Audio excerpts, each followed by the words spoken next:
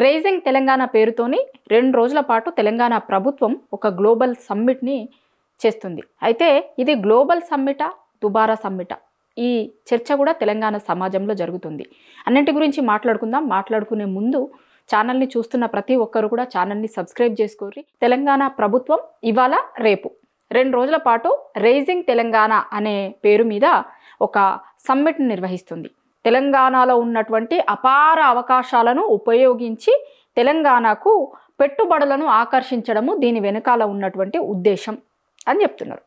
పెట్టుబడులు ఆకర్షించడమే కాకుండా ఇక్కడ ఉన్నటువంటి యువతకు ఉపాధి కల్పించడం ఈ ధ్యేయంగా కొన్ని ట్రిలియన్స్ల పెట్టుబడి లక్ష్యంగా సమ్మిట్ నిర్వహిస్తున్నాము అని చెప్తున్నారు. అసలు దగ్గర వారం 10 రోజుల నుంచి ఎక్కడ చూసినా తెలంగాణలో ముఖ్యంగా కాంగ్రెస్ పార్టీ నాయకులను ఎవరిని గదిలించినా కూడా ఇక మొత్తం దీని గురించే చర్చ. ఇవాళ పేపర్లల్లో ఒక ఫుల్ పేజ్ యాడ్స్ ఇచ్చారు. అసలు దావోస్ని తలదన్నేలాగా తెలంగాణలో ఈ సమ్మిట్ జరుగుతుంది అని ఒక్కొక్క పత్రికలు చాలా పెద్దగా రాసినాయి. అయితే ఇక్కడ రెండింటి గురించి ఒకసారి చర్చించుకోవాలి. గ్లోబల్ సమ్మిట్ పేరు మీద కొన్ని 100 కోట్లను ప్రభుత్వం ఖర్చు పెడుతుంది అనేది అఫీషియల్గానే మనకి కనిపిస్తుంది. ఎందుకంటే పేపర్లలో అంత పెద్ద యాడ్స్ ఇచ్చుడు కావచ్చు, ఇంకా రకరకాల వాటితో వాళ్ళు పెడుతున్నటువంటి ఖర్చు మనకి కండ్ల ముందే కనిపిస్తుంది. అసలు ఎయిర్పోర్ట్ నుంచట ఆ సమ్మిట్ జరిగేంత వరకు మొత్తం ఎయిర్పోర్ట్లో దిగడంతోనే ఇక తెలంగాణలో పెట్టుబడులు పెడితే మీకు ఎట్లుండబోతోంది, ఏం జరగబోతోంది అనే దాని మీద ప్రచారం అట. ఎయిర్పోర్ట్ నుంచే సమ్మిట్ జరిగే ప్లేస్కి కూడా పోవాల్సిన అవసరం లేదు, ఎయిర్పోర్ట్ నుంచే ప్రచారాన్ని స్టార్ట్ చేస్తుందంట ప్రభుత్వం. ఆల్రెడీ సీఎం, కాంగ్రెస్ పార్టీ మంత్రులు ప్రచారం ఆల్రెడీ స్టార్ట్ చేసేసారు. ఒక 4-5 రోజుల కిందట తెలంగాణ సీఎం పీఎంని కలిసి వచ్చారు, గ్లోబల్ సమ్మిట్కి ఆహ్వానించారు. చెప్పారు కదా, మన సీఎం గారే చెప్పారు గ్లోబల్ సమ్మిట్కి ఆహ్వానించేందుకు పోతున్నా నేను అని. ఆ గ్లోబల్ సమ్మిట్కి ఆహ్వానించారు. బట్టి గారు, ఈయన ఇంకా కొంతమంది పోయి గ్లోబల్ సమ్మిట్కి పీఎంని ఆహ్వానించి వచ్చారు. అది అయిపోయిన తర్వాత ఇక మంత్రులేమో పక్క రాష్ట్రాల సీఎంలని ఆహ్వానిస్తున్నారు. చూసినాం మనం, కోమటిరెడ్డి ఏపీకి పోయి ఏపీ సీఎంని ఆహ్వానించిండు కదా, అట్లనే వేరే రాష్ట్రాల సీఎంలని కూడా ఆహ్వానిస్తున్నారు. ఇప్పుడు తెలంగాణలో పెట్టుబడుల కోసమని సరే పీఎంని ఆహ్వానించడంలో ఒక లాజిక్ ఉందనుకోవచ్చు. మరి మిగతా రాష్ట్రాల సీఎంలని ఇన్వైట్ చేయడంలో ఎట్లాంటి లాజిక్ ఉందో నాకైతే అర్థం కాలేదు. అట్లనే 44 దేశాల నుంచి ప్రతినిధులు వస్తారట. ఇక వచ్చేటోళ్ళకి తెలంగాణ వంటకాలు రుచి చూపిస్తామని ఇక్కడ గిఫ్ట్లు ఇవ్వబోతున్నారు తెలంగాణ ప్రభుత్వం. ఇట్లా ఆ చర్చ కూడా జరుగుతుంది. అయితే ఇంకొక దాని మీద జరగాల్సినంతగా చర్చ జరగలేదేమో అని అనిపిస్తుంది. తెలంగాణ మేధావులు దీని మీద చర్చిస్తున్నారు, దీని మీద మాట్లాడుతున్నారు. గతంలో ఇదే ముఖ్యమంత్రి గారు ఏమన్నారు, ఉద్యోగులకి జీతాలు పెంచే విషయంలో కావచ్చు, ఇంకా కాంట్రాక్ట్ ఉద్యోగులకి సంబంధించినటువంటి జీతాల విషయంలో ఇంకొక రకరకాల గురించి చెప్పుకుంటా, అసలు నన్ను కోసినా రూపాయి రాదు, మన దగ్గర అసలు డబ్బులు లేవు, మొత్తం రూపాయి రాదు, ఎక్కడికన్నా అప్పు కోసం పోతే చెప్పులు ఎత్తుకపోయేటోళ్ళు లెక్క చూస్తున్నారు అని అన్నాడు.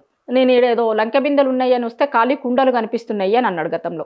అది నిజానికి తెలంగాణ రాష్ట్రం మీద విపరీతమైనటువంటి ఇంపాక్ట్ చూపించింది. అసలు రాష్ట్రంలో ఏమి బాలేదన్నలాగా సీఎం గారే మాట్లాడితే ఇంకా ఎక్కడి నుంచి వస్తాయి, పెట్టుబడులు ఎందుకు వస్తాయి, లేకపోతే వీళ్ళు అప్పు కావాలనుకున్నప్పుడు ఎవరిస్తారు, లేకపోతే పెట్టుబడులు పెట్టేందుకు కూడా ఎవరు ఇంట్రెస్ట్ చూపిస్తారు అనేది గతంలోనే చాలా మంది మేధావులు మాట్లాడిరు ఆ చర్చ జరిగినప్పుడే. సో అసలు ఒక దిక్కేమో, ఇంకొకటి వీళ్ళు ఇచ్చినటువంటి 6 గ్యారెంటీలు. 6 గ్యారెంటీలలో ఏ పథకం పేరు చెప్పినా ఫస్ట్ తెలంగాణ ప్రభుత్వం దగ్గర ఉండే ఆన్సర్, సింగిల్ ఆన్సర్, డబ్బులు లేవు. ఇదే ముచ్చట మాట్లాడతారు. మరి ఇట్లాంటి సమ్మిట్ల కోసం ఇంకొక దానికోసం మాత్రం డబ్బులు ఎక్కడి నుంచి వస్తున్నాయి?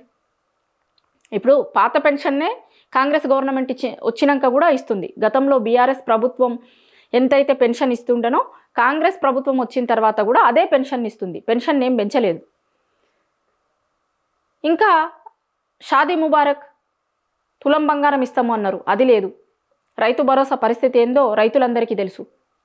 ఉద్యోగాలు, ఇక్కడ ఉన్నటువంటి యువతకి 2 లక్షల ఉద్యోగాలు ఇస్తాము, జాబ్ క్యాలెండర్ విడుదల చేస్తాము అని చెప్పి దాని ముచ్చట ఈ రోజు వరకు అసలు ముచ్చట కూడా ఎత్తుతలేరు. చాలా డిపార్ట్మెంట్లలో కాంట్రాక్ట్లకి సంబంధించి కాంట్రాక్ట్ ఉద్యోగులకి జీతాలు వస్తలేవు అని వాళ్ళు రోడ్లు ఎక్కాల్సిన పరిస్థితి ఇప్పుడు చూస్తున్నాం మనం.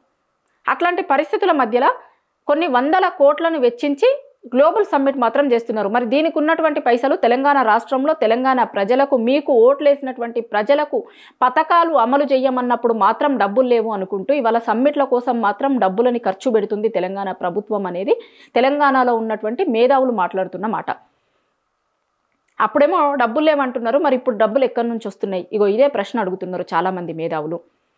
నన్ను కోసిన రూపాయి రాదు అని చెప్పారు కదా, చాలా వాటి గురించి అడిగిన ప్రతిసారి కూడా డబ్బులు లేవు అనే ఆన్సర్నే చెప్పి ఇవాళ వీటికి మాత్రం ఎక్కడి నుంచి వస్తున్నాయి?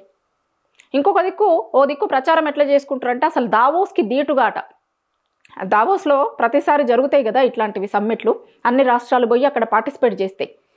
అట్లా అన్ని రాష్ట్రాలు పోయి అక్కడ పార్టిసిపేట్ చేయడం కాదు, అట్లా దావోస్ని తలదన్నేలాగా ఇప్పుడు ఇక్కడ ఈ సమ్మిట్ చేస్తున్నారట. ఆ సమ్మిట్లతోని లేకపోతే ఇవాళ తెలంగాణ ప్రభుత్వం చేసేటువంటి దాంతో తెలంగాణ ప్రజలకు ఏమన్నా ప్రయోజనం ఉంటుందా? చాలామంది ఏమంటుర్రు అంటే ఒట్టిగా పేపర్ల మీద లెక్కలు ఉంటాయి తప్ప ఇవన్నీ ఇంప్లిమెంట్ అయ్యేటువంటివి కాదు. కొన్ని రోజుకొక ప్రెస్ నోటు, గంటకో ప్రెస్ నోటు కూడా రావచ్చు, రోజుకో ప్రెస్ నోటు కాదు. ఇగో పలానా అయినా తెలంగాణ రాష్ట్రంతో గిన్ని కోట్లు పెట్టుబడులకి సంతకాలు చేసుకున్నాం, ఇగో ఇట్లా తాపకోట వస్తుంది. కానీ ఇంప్లిమెంట్ అవుతుందా అంటే అందరికీ తెలుసు అవి ఇంప్లిమెంట్ అవుతాయా కావా అనేది. గతంలో పక్క రాష్ట్రంలో కూడా జరిగింది ఇట్లాంటిది, ఒక సమ్మిట్ల లాంటివి. అవి ఎన్ని పరిశ్రమలు వచ్చినాయి అక్కడికి అని అంటే అసలు చేతుల మీద లెక్క పెట్టేన్ని పరిశ్రమలు కూడా రావు. ఇప్పుడు తెలంగాణలో గ్లోబల్ సమ్మిట్ పేరుతోని జరుగుతున్నటువంటి దానివల్ల తెలంగాణ ప్రజలకు, తెలంగాణ యువతకు ఏమన్నా ఉపయోగం ఉంటుందా అంటే తెలంగాణ మేధావులు మాత్రం ఎట్లాంటి ఉపయోగాలు ఉండకపోవచ్చు అనే చెప్తున్నారు. అసలు దీన్ని చేయడం వల్ల వచ్చేటువంటి ప్రయోజనం ఏంది? డబ్బులు వృధా చేయడం తప్ప ఇంకొకటి ఏది కనిపిస్తలేదు. ఒక దిక్కు ప్రభుత్వానికి ఏదైనా పథకాల గురించి, స్కీమ్ల గురించి అడిగినప్పుడు, లేకపోతే ప్రభుత్వ ఉద్యోగుల శాలరీల హైక్ చేయడం గురించి అడిగినప్పుడు మాత్రం డబ్బులు లేవు అనుకుంటూ గ్లోబల్ సమ్మిట్ల పేరుతోని ఇన్ని వందల కోట్లను తెలంగాణ ప్రభుత్వం ఎందుకు ఖర్చు పెడుతుంది అనేదే ఇప్పుడు అందరి ముందున్నటువంటి ప్రశ్న. తెలంగాణ సమాజం కూడా ఒకసారి దీని గురించి ఆలోచించాల్సినటువంటి అవసరం ఉంది.